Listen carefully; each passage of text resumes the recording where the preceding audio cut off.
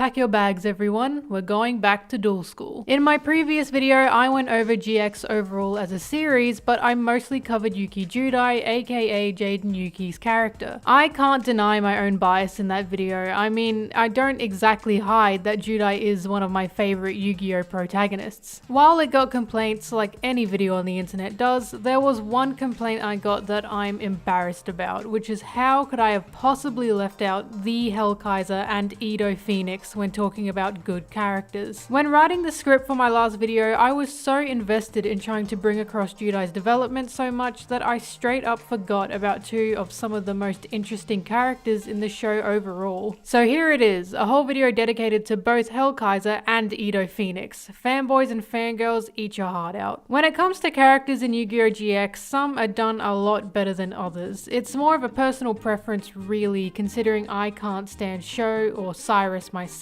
but I know there are people that love him, so it's whatever. But as subjective as liking characters is, Kaiser Edo and Edo Phoenix were definitely some of the most beloved characters in the show. Whether they were some of the most beloved characters in all the franchise, I can't say. I actually don't know the extent of their popularity, so if anyone's got any idea, do let me know. So let's do one before the other. Let's start with Mr. Kaiser himself. Kaiser Edo, known as Zane Truesdale in the dub, is the older brother of Sho Marufuji, this little dweeb, and is a third-year student and the top duelist in Duel Academia. He had an overall fantastic introduction in GX, not really counting when he's just watching entrance exams because I still don't know why a third-year student was even there. I don't know, I just got this idea that once you're on the island, you stay on the island, and only Kaiser can come out sometimes as a treat. From what I know, excluding the first episode, the first time we see Kaiser, it's a flashback to when he's a kid, telling Sho that he's apparently not experienced enough to play a card, which is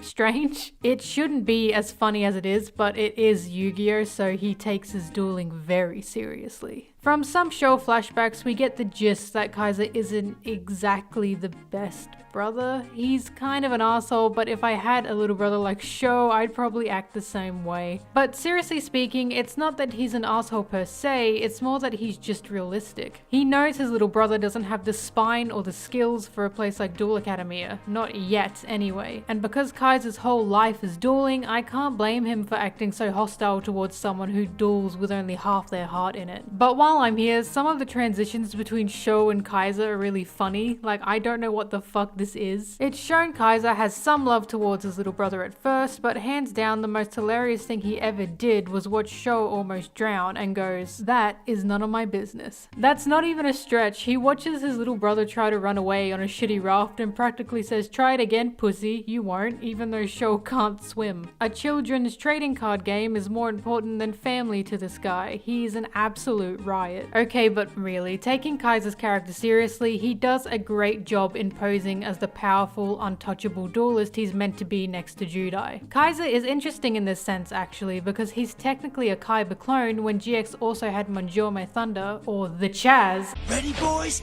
It's Chaz time! As another Kaiba clone. It feels as if they separated Kaiba in two and took his compulsive, snarky rich boy side and made it into Manjome, then took his daunting pro-duelist side and made it into Kaiser. But with Kaiser they one-upped it and said, hey, but what if Kaiba actually won? And just like Kaiba, they made him a sexy boy.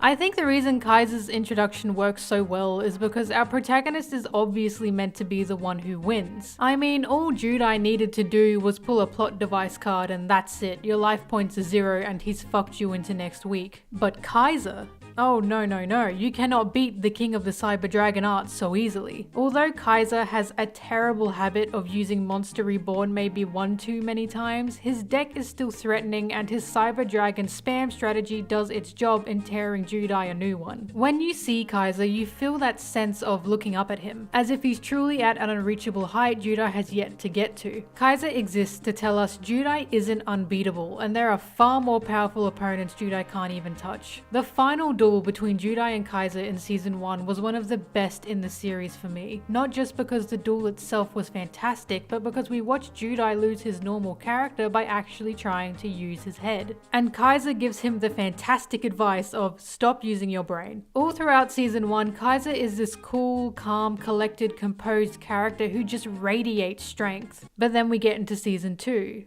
and then he versus this little shit and loses. And any strength he used to have crumbles. His character development is one of the best for so many reasons. Remember how I said Kaiser is if they took Kaiba's daunting pro-duelist side and made it into a separate person? Well, in season 2, they add not only Kaiba's dramatic flair, but a little touch of BDSM. If you have never watched GX or don't remember GX, some underground dueling manager basically tells Kaiser to partake in an illegal duel where you wear a shock collar and get electrocuted whenever you lose life points. Being electrocuted seems to be an oddly repeated trend in Yu-Gi-Oh, which sure makes you think. But unlike other characters, for whatever goddamn reason, Kaiser gets a taste for that shock and starts living and breathing it. He quite literally becomes a masochist in the sense that he makes this it hurts so good face whenever he gets shocked, and it's just, dude, what the fuck is wrong with you? He carries these shock collars in a briefcase with him to forcefully involve others in his kink. It is so absurd. Anyway, because of this illegal duel experience, Kaiser has a realization that he wasn't winning because he respected his opponents too much or something. I don't know what the shock collars have to do with it, but that's just part of who he is now, so go figure. Kaiser is reborn as Hell Kaiser, which means he's edgy now, and wait a minute, that coat looks a little bit like Kaiba's. Throughout the rest of season 2, Kaiser just exists as this sadist who steps on both duelists and, even worse, duelist cards. このメダルは君のものだ。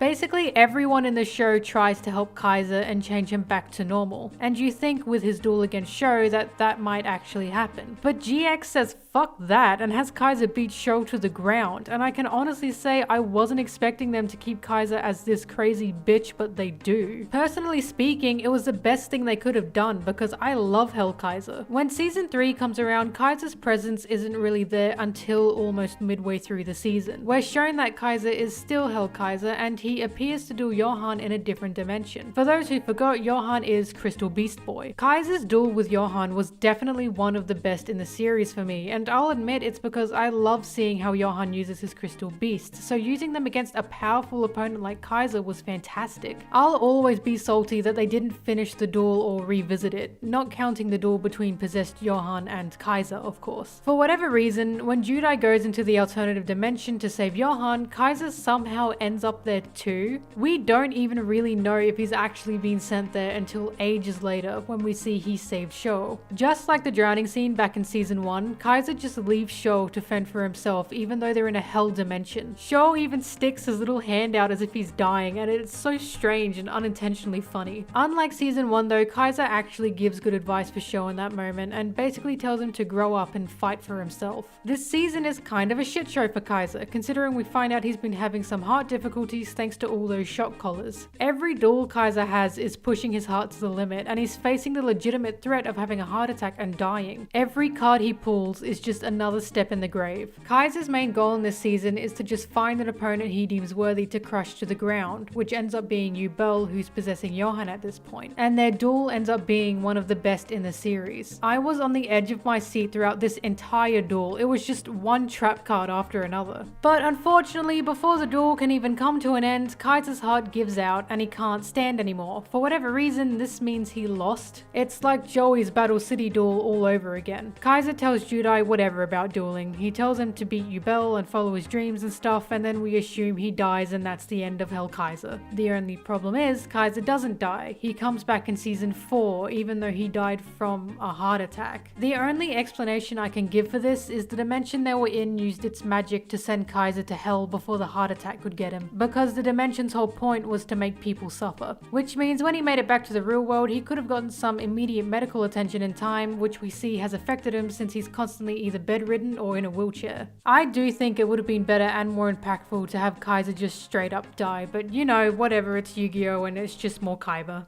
Kaiser, fuck. Kaiser was also one of the rare instances where they didn't change him too much in the dub either. They kept his character and lines mostly the same. Well, compared to others in GX anyway. He's good is what I'm saying. Okay, now let's move on to Edo Phoenix. Edo Phoenix is a bitch.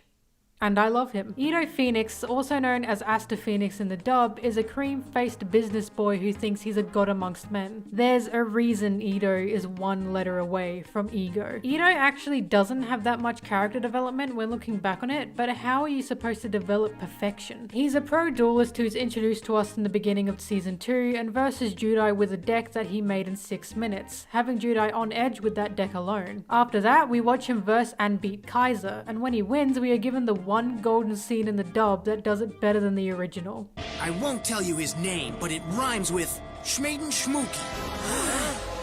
Hear me, Schmaden? This is one of the rare occasions I can say the dub actually does a better job at bringing across Edo's ridiculous nature compared to the sub. The lines he says in the dub just feel more like him, even if they are a gag. It's similar to the way Seto Kaiba's dub voice actor understood the ridiculous nature of Kaiba and went off the shits with him. Edo Phoenix is a fucking delight and has this odd habit of jumping out of moving flying vehicles for whatever reason. We find out the reason for his unwavering confidence is thanks to the fact his friend and manager is a fortune teller. I don't really know if it's cheating since all this guy does is tell the future, but either way we're shown Edo relies on fate completely and never questions it. At first we're led to believe Edo is this obnoxious rich kid thanks to his sleek look and pampered personality. But we end up finding out as a kid his father was murdered during a robbery in his own house and the thief took his most powerful card, the Ultimate D. Because of this, Edo spends his life trying to find whoever has the Ultimate D because that in turn will lead him to his father's killer. It should be something to take seriously. It really should, but it's so goddamn hard to keep a straight face when Edo does nothing but scream, "Where is the D? I need the D!" Edo is one of the few characters who manages to defeat Judai, doing it with his actual deck that's just an alternative hero deck, and just leaves Judai for dead after he sent this poor boy into shock from losing.